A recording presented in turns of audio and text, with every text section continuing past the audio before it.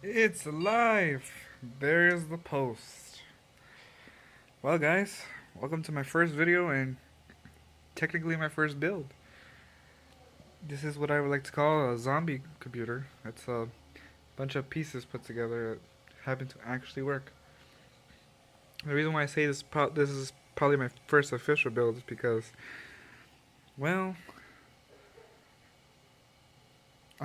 this is probably the first build I actually scrapped together a bunch of pieces together and actually made a computer.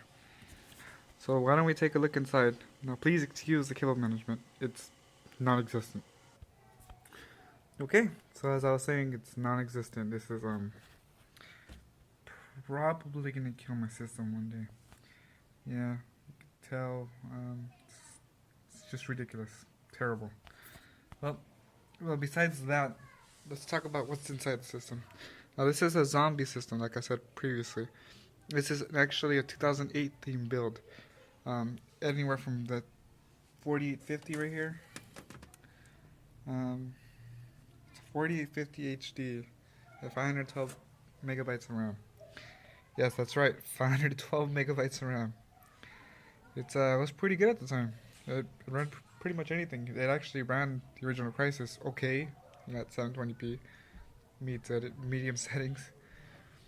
And this is very low powered, DDR3 PC3 8500U. Very well, better than DDR2 latency. Now the beast of it all, actually what makes the system probably purr as much as it probably would, is the Q6600. Now this is a beast, a monster of a processor for back in 2008.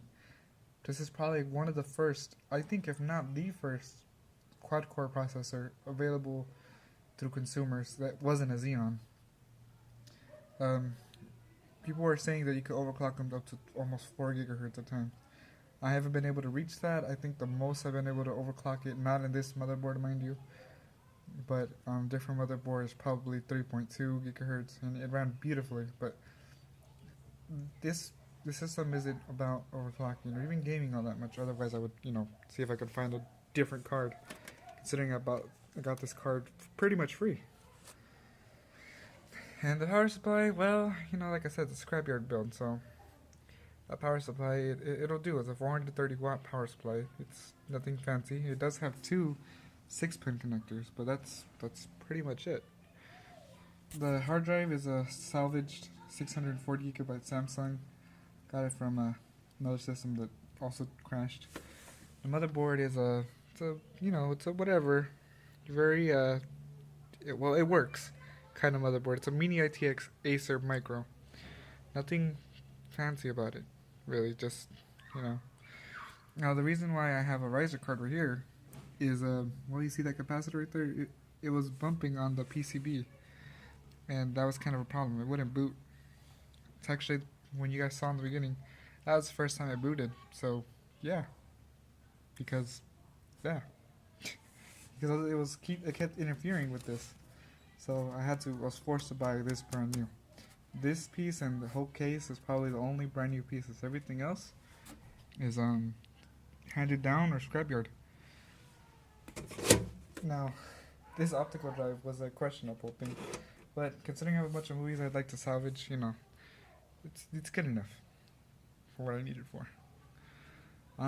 Well, thank you for coming with my first video. This is my first YouTube video. This is my first real build. This computer is going to be more like a entertainment, like a Netflix streaming or YouTube streaming. That's pretty much all I need it for. It's kind of overkill considering I have a BDP S5500 from Sony, but it's good enough, Now, if you're asking how much did this build cost me, it's relatively cheap. It actually only cost me $120. That's it. That's with all my pieces together. But I was adding up online on eBay, and it'll cost you a total about maybe $200. The most expensive, actually, being the motherboard. It's an LG 775. Those things go for crazy expensive. I couldn't find a 4-slot LG 775 board for cheaper than $40, and I got this one for 50. So yeah. Well, anyways, hopefully I'm able to make better and more videos in the future. Please like, subscribe to see what comes in the near future. Thank you.